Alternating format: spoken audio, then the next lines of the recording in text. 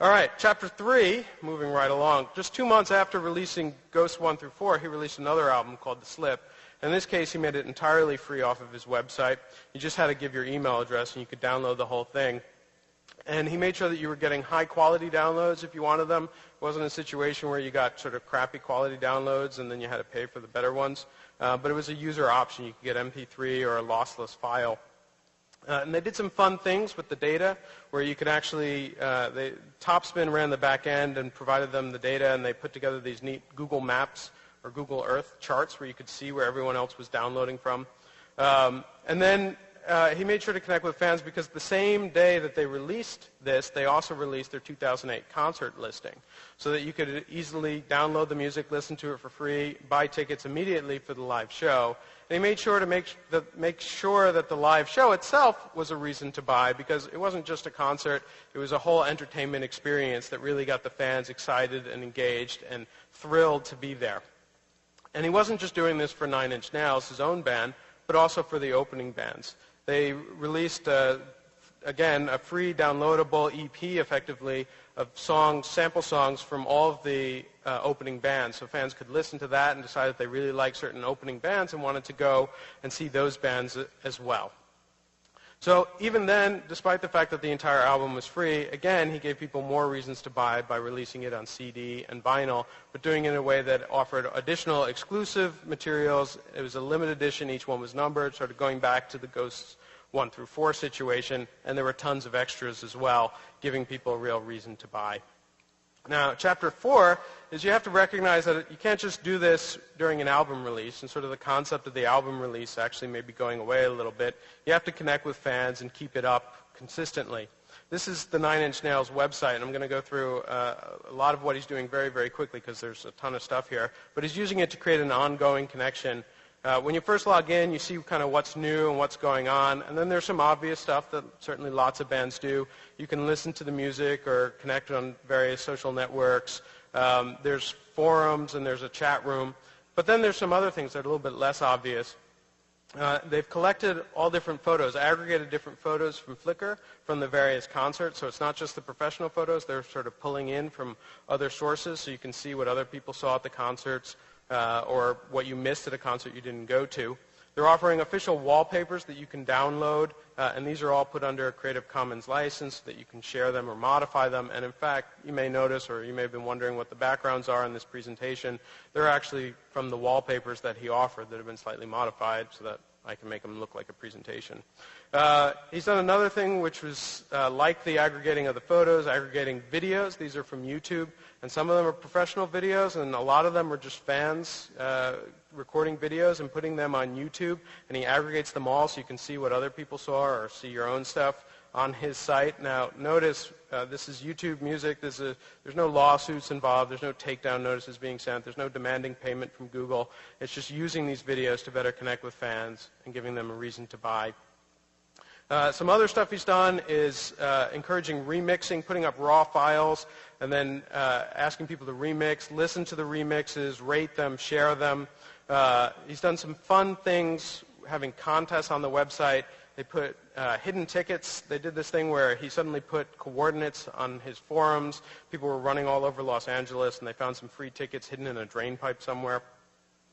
He sent out a survey to people. It's a big survey, 10 pages worth. It created a full profile of his fans. But what was most interesting here was, beyond just sort of getting information back, was the email that he sent with the survey.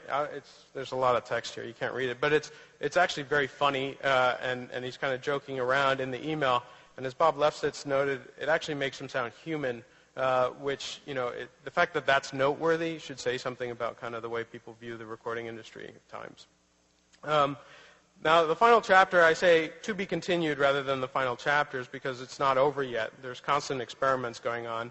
In January, right before I did the original presentation, he'd put up a blog post saying that a shadowy group of subversives have somehow managed to film high-definition footage from 3 concerts and happened to put it online via BitTorrent. Of course, the shadowy group of subversives is his team of folks. And the files itself were 400 gigs. Now, think about that for a second. Most hard drives, people have laptops in the audience. Most of them are less than 400 gigs. You have companies here in the U.S. like Comcast limiting people to 250 gigs of transfer a month. Time Warner Cable's experimenting with caps as low as 5 gigs a month. And here he is handing out 400 gigs of high-definition video and saying, I'll bet some enterprising fans could assemble something pretty cool. And in fact, they're starting to do exactly that. Just last week, I had to adjust this presentation. He has a Twitter account, and he just announced on last Thursday night on Twitter, that the site Ninja 2009 goes live tomorrow at 9 a.m. And at 8:57, 3 minutes before that, he said 3-minute countdown. And then 3 minutes went by and nothing happened, and his fans started to freak out. So at 2 minutes past 9, he said, whoops, 5 more minutes, someone kicked the plug out of the wall. And then he actually started to have fun. He said, what happens when the PC screen goes all blue and, I have the blue screen of death, and he puts up the error code, and all his fans start trying to help and say, oh no, what's going on? And then he says, come on, you know me better than that. And they launched Ninja 2009, which is the tour site for a tour that involves Nine Inch Nails and Jane's Addiction. And the site itself lists the tour dates, lets you buy tickets, it has streaming music, but it also has a free Nine Inch Nails Jane's Addiction EP with totally unreleased tracks that you can download in high quality, no DRM or anything. And all you have to do is give your email address, and they actually set it up so that when you download, you can also send it to some friends so they can hear it as well. Now, the files are really large, so he actually set up, or his team actually set up, their own BitTorrent tracker. And just as you hear folks in the recording industry worry about BitTorrent and how evil it is, here he is actually using it to his advantage. And in fact, just the other day, he noted that the pre-sales for this have exceeded all their expectations. So something about this is certainly working. And he's doing it, again, just to sort of summarize the model one more time, because you haven't seen it enough. He's connecting with fans, giving them a reason to buy. But an alternative way of thinking about those things is, rather than connect with fans, CWF can also stand for compete with free. And RTB, for reason to buy, that can also stand for return to business. Rather than worrying about piracy or worrying about new technologies or worrying about innovative new startups, you can focus on the music business again. And this business model works, and it works in a way that you don't need collective licensing, you don't need voluntary licensing, hell, you don't need licensing at all, and I'm sorry to the licensing folks in the audience.